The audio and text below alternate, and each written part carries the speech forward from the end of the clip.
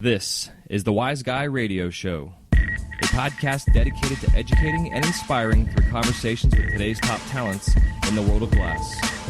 We will be dissecting their journeys in hopes to deliver actionable content that you, the artist, can start implementing now, helping you grow not only as a creative spirit, but also a successful artistic entrepreneur.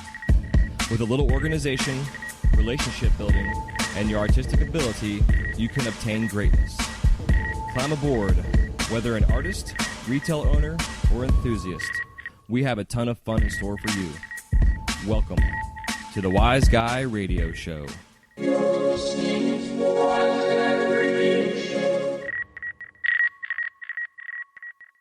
This episode of the Wise Guy Radio Show is brought to you by Mountain Glass Arts.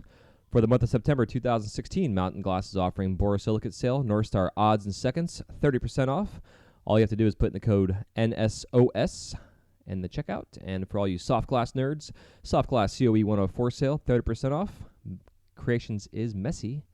Just put in the code MESSY, MESSY at checkout. And for any other questions or concerns, go to mountainglass.com. That's mountainglass.com. This episode of the Wise Guy Radio Show is brought to you by American Helix. The American Helix is a revolutionary new concept in smoking technology. Designed and manufactured by American glassblowers, this pipe is light years ahead of its time. Based on Bernoulli's principle, the shape of the pipe, along with an innovative intake system, creates a Venturi effect through precision microholes in the chamber, which results in a slower burn that conserves tobacco and gives a smooth, refreshing experience, making the American Helix the smoothest hitting pipe on the market. For further info or to locate their products, you can find them online at AmericanHelix.com. That's AmericanHelix.com.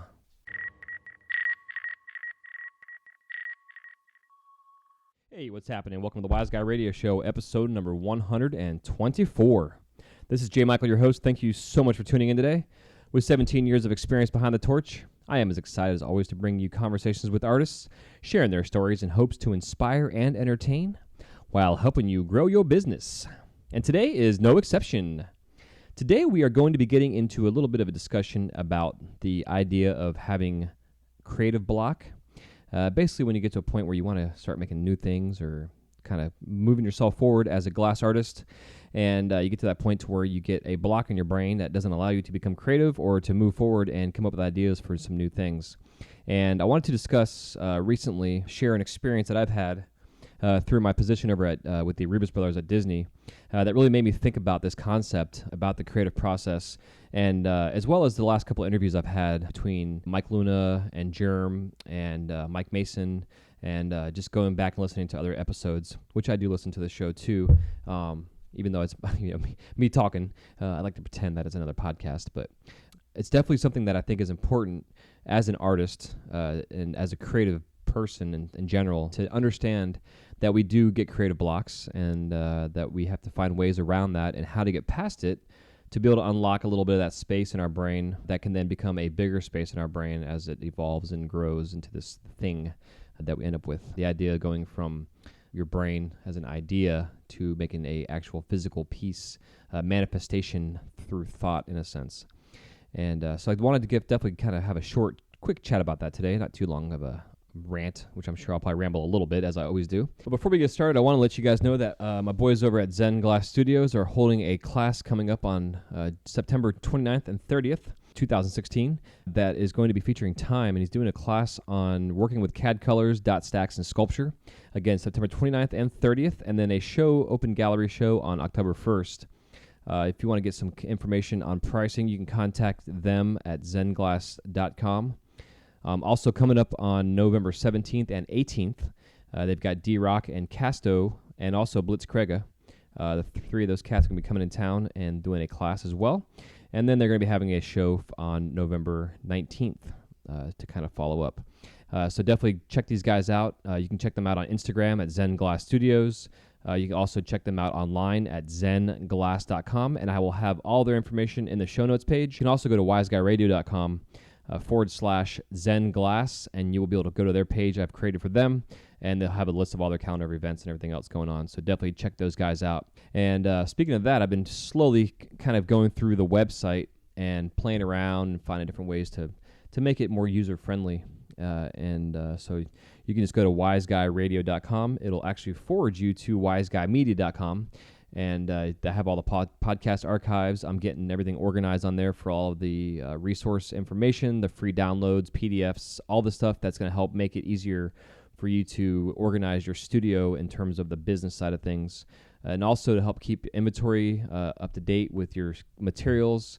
That way, at the end of the year, when it comes to tax season, all you got to do is look at your references and your numbers. You'll know exactly how much material that you have for when you're doing your counts at the end of the year for leftover inventory and stock and all that kind of fun shit.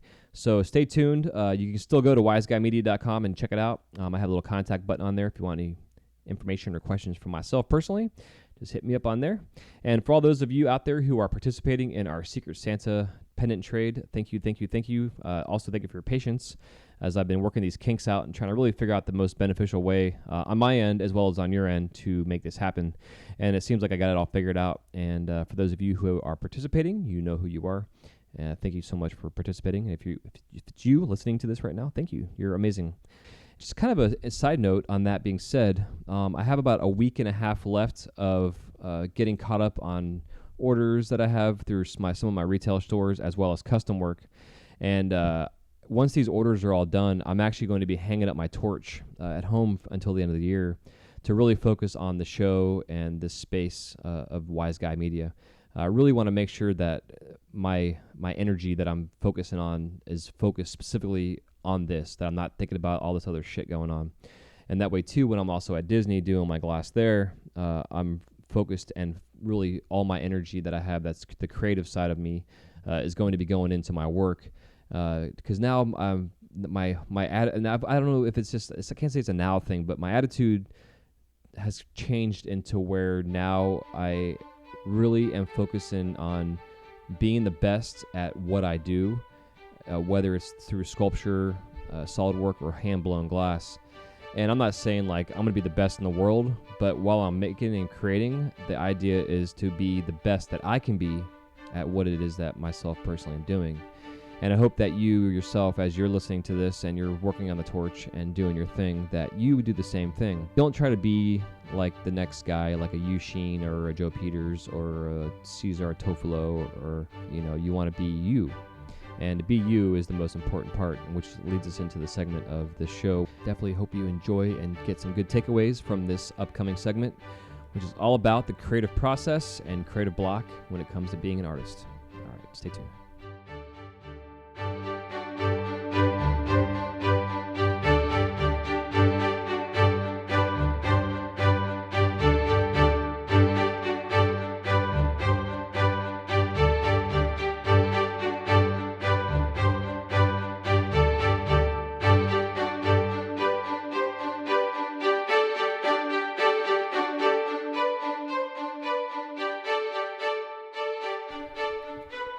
All right, thanks for hanging out, and welcome back to our segment here that we're going to be talking about the creative process.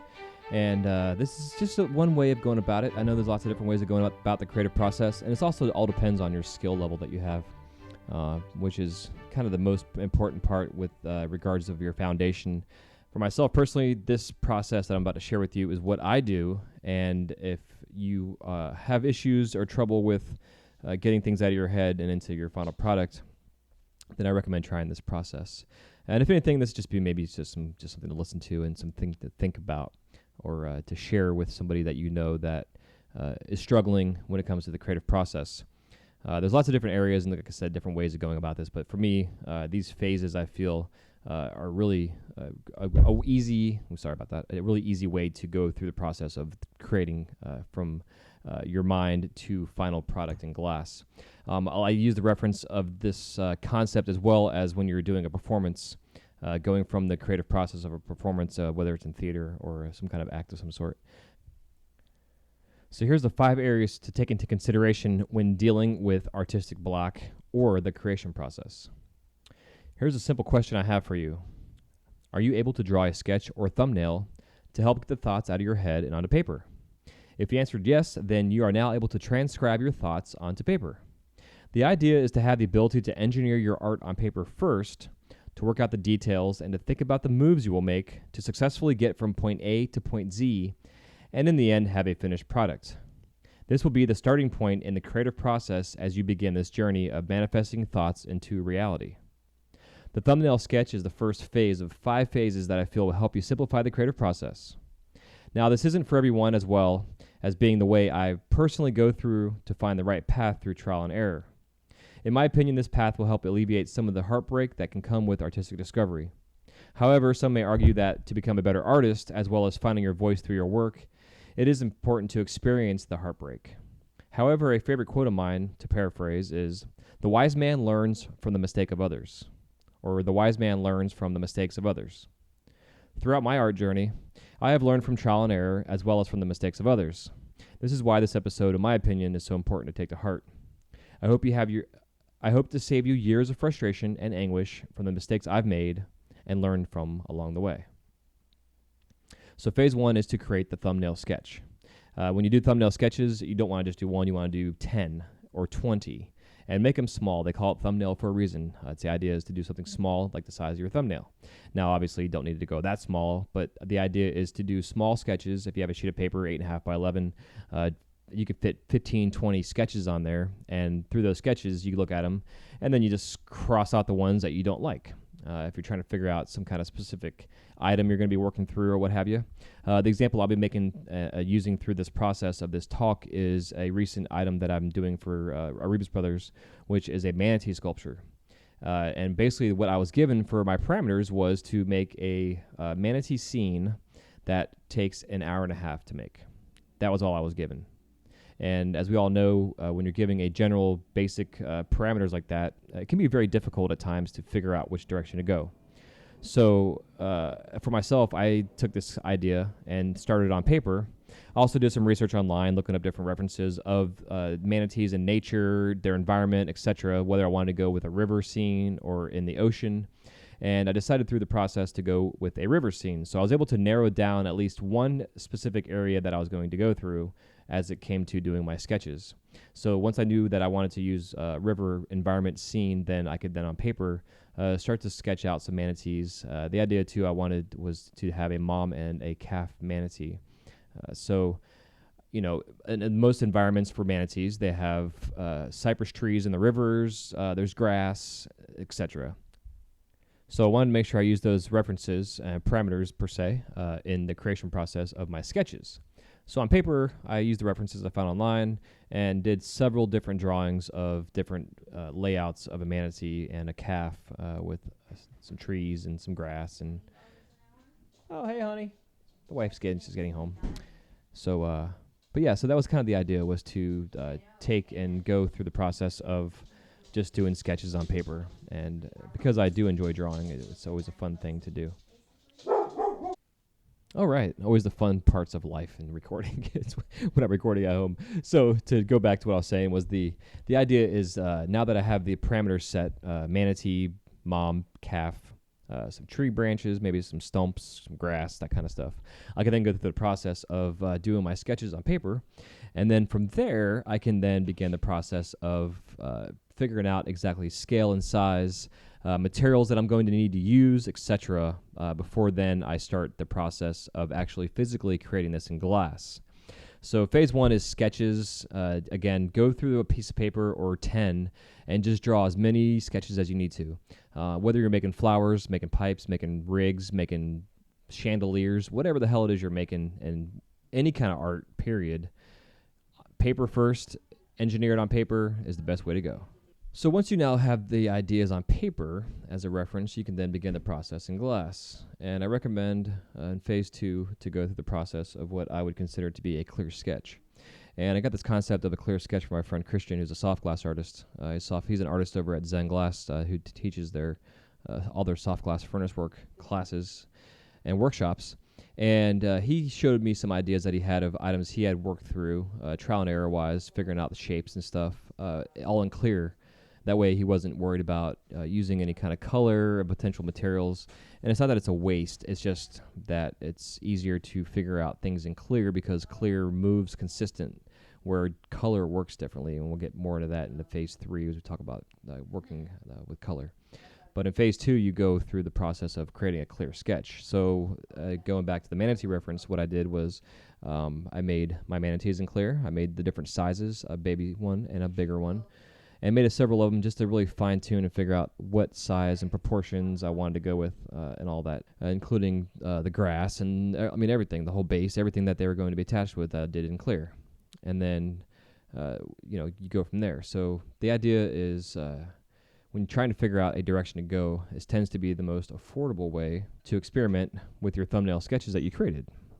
With any new item, creating something in clear will shed some light on the right direction that you want to go. One of the benefits of creating your glass sketches in clear is you can rapidly cool these items, giving you a chance to hold them and study the piece from all directions. This will allow you to get a handle on the areas that you need to adjust and change to be more comfortable and also to function better, and that's some references to if you're making pipes. If you're doing just art, it just gives you better ideas to see different angles on composition and what works best and looks best from all directions. And as that whole cliche goes, sometimes it looks better on paper. And when it comes into glass, it could be the same way. Sometimes an idea, whether it's a pipe again or something sculpture, looks better on paper than actual piece that you make in glass. So this gives you a chance to really go through the process of just figuring out if this actually is going to work in general. Now, this also holds true for the idea of that looks better on paper based on the range of experience and technique that you have. And it doesn't mean that you need to give up if it doesn't work the first time. It just means that you have to make adjustments and find a way to make it look better in composition, and also, if you're making pipes again, to function better. And once you fine-tune your new item through these adjustments and trial and error, you now have a great reference to physically go to, as well as your drawings you first created. If needed, you can go back to the drawing board, per se, and fine-tune the work on paper again before getting to phase 3, which I would call the dress rehearsal. And in phase 3, it's a mock-up of your final product where you begin to apply color and to really figure out and fine-tune the process to make sure that your ideas that you have on paper with all the colors and ideas that you chose are actually going to work together and be compatible. So in phase 3 is a mock-up of the final product, and at this point you'll be adding color or use whatever products you have in mind to see how they work together, like I just kind of said. And this is if this is an item, for example, that will incorporate crushed opals, then you will have an item that will be your test run with those crushed opals, allowing you to see how the material works and whether or not you should even use it to begin in the first place. Because of the influx also of new materials, it's important to learn how specific materials work. Referring back to the crushed opals, if you've never worked with crushed opals before, this will be a trial run and an experiment using it. Glass color comes in different viscocities, which means the consistency of the material works and feels different from one color to the next. Some colors need specific flame settings and work better with similar colors. If you're using a color, for example, that reduces next to a color that doesn't, the two colors will work and feel differently, especially if you're trying to avoid the reduction of that specific color. When it comes to using different stuff for new projects, for example, like using cobalt blue, it's much easier to use the cobalt blue than it is lemon drop or any other cadmium color because, again, of consistency and viscosity of the color itself. So when referring back to your thumbnail sketches, think about the colors you're going to want to use and write them down on your pictures or your drawings using little lines that point to the areas of reference to where the color is going to go. When you get through this process of phase 3 as a successful dress rehearsal, it'll be time to begin phase 4. So with the manatee process, once I got the clear references all made, I then took those references and began the process to create ones in color. Now, my manatees that I make, I use a blue moon frit on the outside, which I had to figure out through trial and error which color was going to look the best and which type of color and what color to apply, whether to use rod and coat an entire piece of clear with the color to make it a solid color, or to go with a frit so it's going to leave a little speckle kind of textured look pattern in different colors. And for those of you who are familiar with Blue Moon has different variations in the blues and the grays that you can get out of it, which I think are awesome and actually work really well interpretation wise creating the manatees. And also, I had to figure out when doing this exactly how the base was going to be. I did several different variations of the base itself that the manatees and the branches and stuff were going to be mounted to make a sturdy, solid foundation for the piece to sit.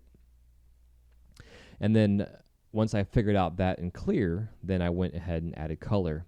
For the bottom of the bases, I just add a little bit of butterscotch frit, which gives it a sandy bottom kind of look to it. And for these particular pieces that I'm doing for the Rebus Pillars at Disney, actually created the base to look like a Mickey silhouette. So for myself, as an artist there at Disney, it's kind of my hidden Mickey per se as the base, and something that you really wouldn't be able to tell until you actually picked the piece up and turned it upside down and looked at underneath the bottom of it, and you'll see that sure shit, it's Mickey's head. And I'll put these pictures of this item up here on the show notes so you can see exactly what I'm talking about.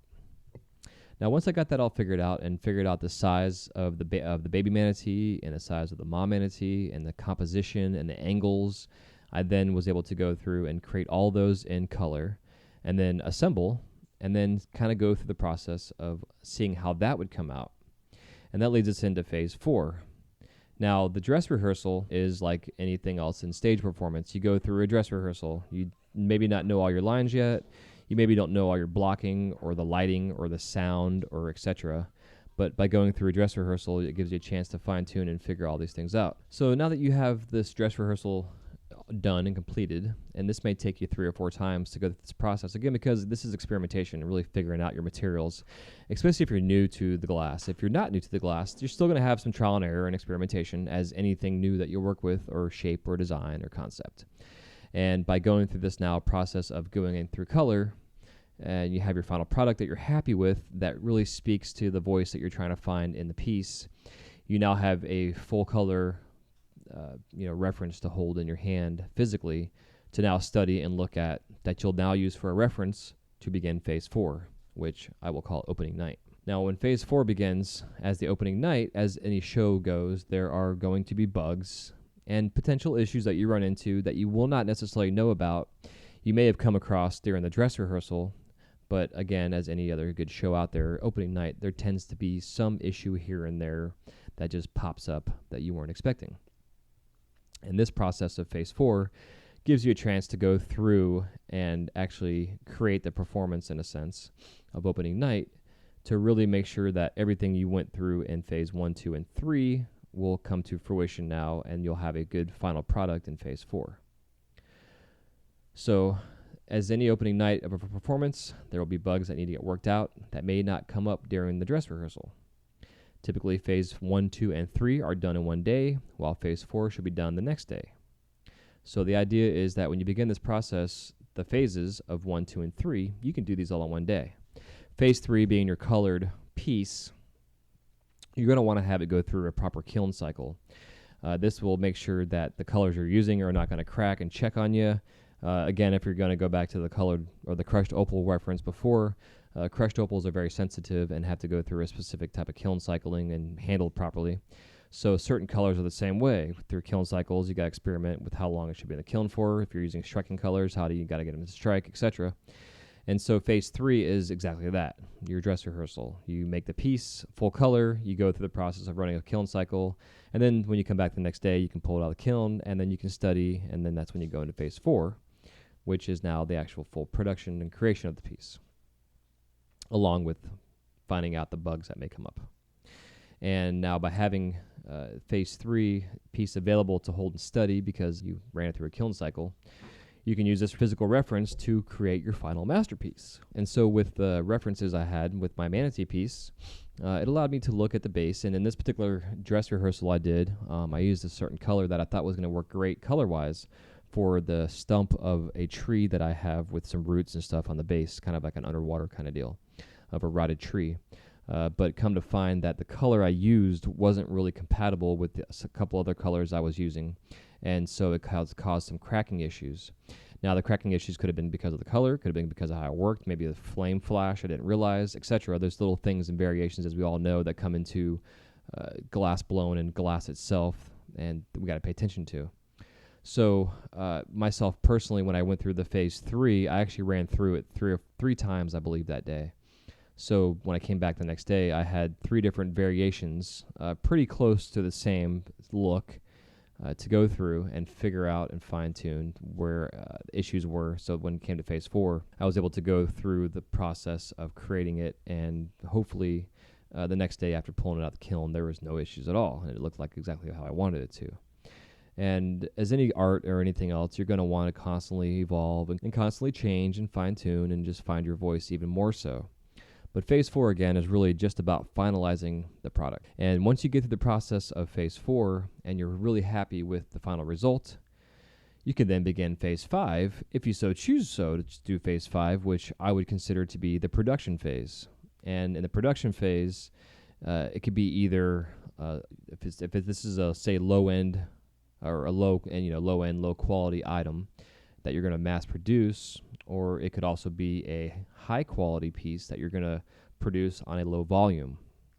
And this phase and this topic, I'm going to be getting into, delving into a lot deeper in an upcoming episode that is referring back to the 5-part series about selling and pricing your work. Part 5 of the series is exactly this, about the production side of things as we go through the process of creating work. Now, the creation process is what leads us up to the production side of things if you decide you want to make this item into production. Now, what I do with Erebus, everything we do there is production. It's one-of-a-kind items because they're handmade. But for instance, when I'm doing Olaf or doing a Disney character, they have to be almost identical every single time based on Disney's preference and what they approved. And for licensing the product, I can't change it, the pose, the look, the color, any of that kind of stuff. Once it's been approved, that's it. But when it comes into these other items like the manatee scene, for instance, I have a little bit more artistic freedom to add some things here and there, get a wild hair, type of things. You can just kind of spice it up a little bit if you want. But by going through these first 4 phases, it's going to really give you specifically a direction to go in and allow you to find your voice and to create your thought and manifest it into a physical item that you will then be happy and be able to sell. So I hope this ideas and concepts really helps you, and to kind of go back and go over it one more time. The first phase of the process of the creation is the thought, and the thought then goes onto paper. And so to kind of combine the two together, you go from thought to thumbnail. And then you go from the thumbnail into phase 2, which is your clear sketching glass. And from that clear sketching glass, you fine-tune your items, your look, what you're going for, shape, size, function, comfortability, composition, etc. From phase 2, you then go into phase 3, which I call your dress rehearsal, where you run through when you figured out, again, which colors you want to use and what materials you want to use and what areas that you want to use it in. And then you run through this process 2 or 3 times to really figure out where this is going to lead you to. And ideally, if you can do phase 1, 2, and 3 all in one session, by then the next day you come into the studio, and now you can begin phase 4 because you have a physical reference. And phase 4, I'm going to consider to be opening night. And opening night, as always, there's bugs to work out that just come up that you weren't expecting or didn't think about in phase 3 of the dress rehearsal. And in phase 4, you go through the process of actually going from A to Z of the creation of the process and the product. Now, in phase 4, just to kind of back up to that, what you can also do, if you feel the need to, you can go through the process of doing one picture, like a drawing sketch, of your final item that you're going to be making, to use that as your final reference drawing. It's kind of an idea. But definitely hold on to your thumbnails, because those thumbnails that you did might be things that you can make later on down the road, or something that you might find you can use for references for tweaking your items that you're making. So phase 1 is thumbnail sketches. Phase 2 is clear sketching glass. Phase 3 is trial run using materials, color, crushed opal, etc. And then phase 4 is the actual creating the final piece that speaks of your voice, of what it is you wanted to say from the thought that you had at the very beginning of all this. And then phase 5 will be getting it into production, because you now have the engineering process already done in phase 1 and 2, like any kind of building that you create. And you can now figure out how to put it into production, which again I'm going to get into later down the road episode. So I hope this helps you in your creative process, and if you come up with any kind of creative block, that this helps you get out of that block. And on the next episode, series that we'll be doing, I'll be going through phase 5 of the production, and which is going to be low-end production and high volume versus high-end production and low volume.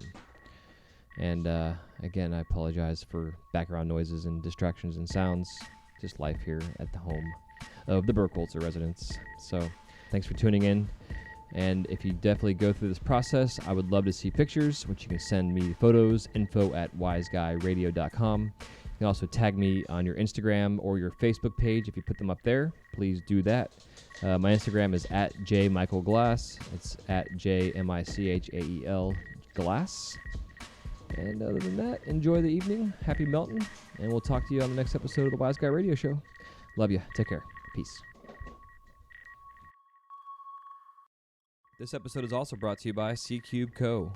C-Cube now creates a wide range of specialty and one-of-a-kind artistic glassware, items such as hand-blown wine crafts, insulated coffee mugs, pint glasses, and custom piggy banks that you can have personalized with imprinting logos and color accents that are available. Just go to ccubeco, that's SEACUBECO.com for more information. That's ccubeco.com. This episode is also brought to you by The Flow magazine. Since its inception, the focus of The Flow has been to provide a bond among members of the lampworking community.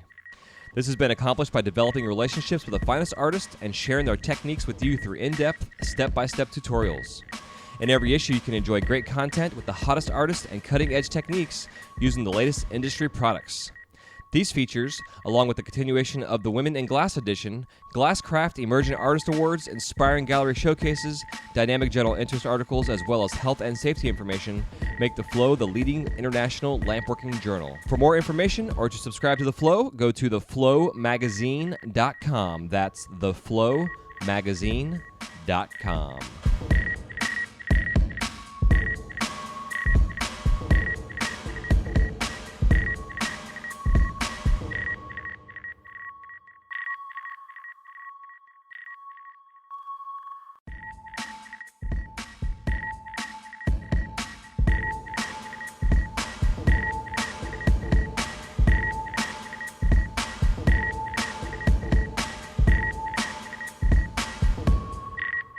Thank you guys so much for listening to this episode of the Wise Guy Radio Show. If you have any questions, comments, or remarks, please leave them in the show notes page area where it says comments. We'll see you soon. Have a wise night.